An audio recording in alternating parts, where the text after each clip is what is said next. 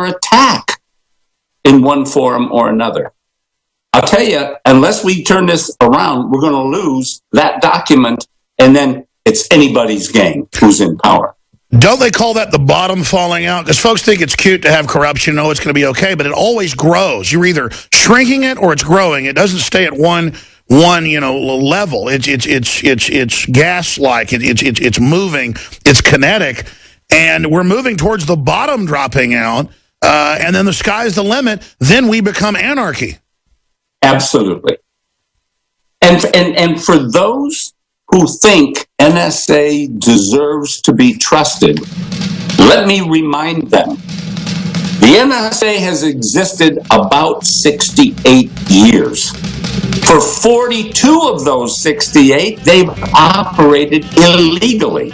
35 of it between the period 1947 and 1975. Kirk Wiebe, this is too important. We're going to break. Long segment coming up. I'm going to give you the floor to break down this history. You're going to have the floor, and we come back to really break it down. We'll be back in 3 minutes. This is important radio, folks. Kirk Wiebe, high-level NSA whistleblower, who tried to internally work through the government with his colleagues and was basically persecuted for it. I want to spend some time on that just to look at what they're doing to the press, what they're doing to whistleblowers that are exposing programs that were illegal. The courts have said this now. They play on the public's ignorance and have Obama and Mitch McConnell and others get up there and say, none of this is happening. Kirk, you got cut off by the break. Recap what you were saying, and you don't need to pause for the next 10 minutes if you want. You can have the floor and give us a speech or a breakdown as an insider on where we're going, what's happening. You were making the point, if folks just joined us, that for many decades they've been doing illegal stuff. Please elaborate on that. Yeah, it began right after World War II. Some argue maybe the last year or so of World War II. The NSA and its predecessor organizations were monitoring or began monitoring all outgoing communications from the United States, both ends of the conversation. They were monitoring Martin Luther King.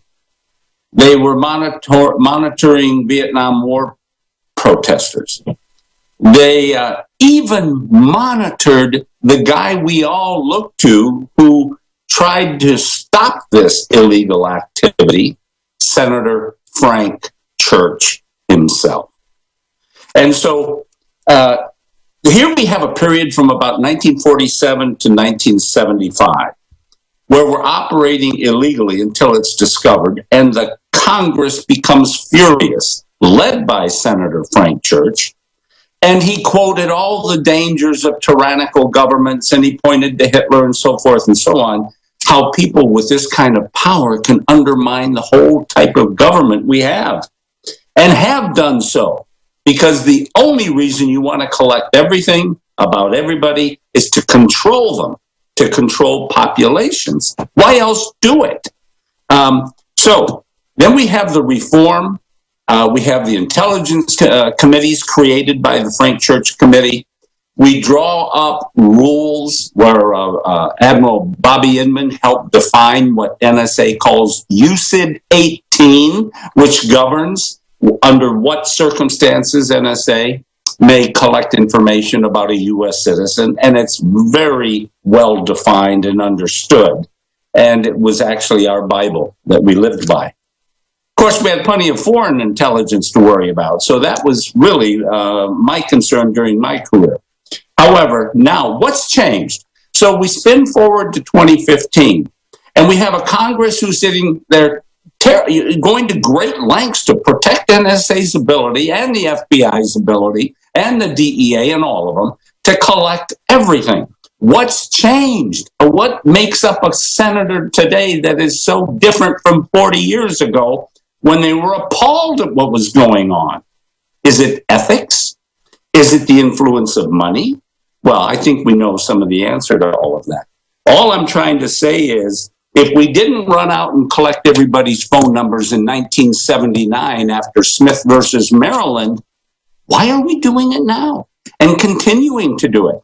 And I would argue it's hurting NSA It's hurting the FBI because they're collecting so much data, they can't understand it anymore. And it explains why they didn't stop, not pick up the pieces later, but prevent the Boston Marathon that killed that little eight-year-old boy and 3 others. Why they didn't stop the maiming of our troops at Fort Hood and Charlie Hebdo in France. That's foreign intelligence. That's NSA's bailiwick. All this stuff. Or Garland, the FBI, and I mean, yes. they were on Twitter and Facebook saying they were about to do it a day before, and only the local cops figured it out and were waiting. The FBI had so much data, they weren't even there. Absolutely right. So I don't know how Mitch McConnell and Marco Rubio and people stand up with a straight face. Shame on them. Shame on them. Please continue, sir. You're the expert. This is amazing. I mean, you're talking to millions of folks. What do they need to know right now about what's happening? Well, I want people to know that when Hayden came into NSA, it really began with him. You could say it was 9/11. Rubbish. NSA had all the data. Thomas Drake was still there, even though we had retired, the other 3 of us. Drake was still at NSA. He witnessed the fact that NSA had the data about 9/11 and didn't tell anybody. And so we hear all of this, we can't have another 9/11. What are you talking about? Now, no journalist that I know of has ever asked General Hayden, what about this business about you having the data about 9/11? No one has ever put him in the corner and forced him to answer that question. And it needs to be done by somebody. We are being lied to right from the get-go. So who is it that's really behind this effort to get all this data? I personally believe it's law enforcement. NSA really, I don't think, has a lot of interest in Americans. I think they have more to do than's possible just looking at ISIS and other things abroad. And we have China arising. We have Russia causing trouble. Plenty of stuff to do and play in overseas. So who is it that's pushing? It's law enforcement. Why? Harken back to the colonial period when King George III of England said, I need to know who's rabble-rousing in the colonies. I'm going to put a soldier in every home. Well, that was the straw that broke the Sure, I mean, it's about domestic control, and it's admitted with the threat fusion centers, more and more departments are being given access to the NSA data. And I want you to continue down that line, sir, but then bring up the fact that just as a layperson, if you've got 800,000 private contractors and all these agencies and the DEA and the FBI, and we know all these groups have corporate moles, cult moles, crazy people, psychopaths, criminals. It's a sieve now to have America be totally penetrated by anybody and everybody. I mean, it's like building 1,000 doors on your house, or it just sounds like it's the opposite of security to me. It is. It truly is, Alex. And the borders, we could talk endlessly. Hiring rules are being changed because they're discriminatory. People are getting security clearances that shouldn't be getting them. How do some of these people get clearances? Because favoritism inside the government. And it all eats away at our governmental strength, our national strength. Look at what he's doing in the military, Obama. He's tearing it apart. He's removed very patriotic general officers, the highest among them. And all of this is purposeful. This is not accidental. Incredible. Elaborate on that. I mean, making the troops wear red high heel shoes in public, sensitivity training, cutting their funding for training while giving them too many missions, shutting off our power plants, not letting the feds are trying to create crises with the states. Really, I see it as a global corporate takeover of America. The corporations now have access to this data. They're now working with the NSA. It sounds like they want this because it allows a corporate takeover of the country. It really does, and you're absolutely right about that. And, you know, if you look back into history, what do we call it when governments get too far into bed with industry and business? Fascism. That's right. And if you look at the rise of the police state, how even the police, and God love them, I respect the police and honor them. But there is a certain segment of the police that's become paramilitary. And they've become rough with otherwise innocent people. And I'm not talking about the Gray case over there in Baltimore and so forth. I'm talking about... But sure, I mean, they're giving a military killer training, and then it's being deployed against old ladies and stuff. Exactly. All I'm saying is if you stand back and you look at the behavior of authoritarian organizations of any type, they've become nasty. We used to be a sort of a kind, understanding, and wise nation. And that's it. We need soft power, and we need like the sheriff of Mayberry. We don't need to be, his deputy in a black uniform. Absolutely. But something about the events of 9/11 and the ginning up the patriotism and the we've got to stop all this has gotten a bit out of control. The pendulum has swung a bit too far. We're taking military surplus and giving it to the police department, and they're writing down in small towns in Midwest America in a Humvee that's armored up and so forth. And I'm sure that's fun, but think about what it represents. And a major cultural shift towards what we see in North Korea and other third world hellholes. Expanding on that, every marker of a country sliding into tyranny is there. It's accelerating. But I've studied history, as I know you have, sir.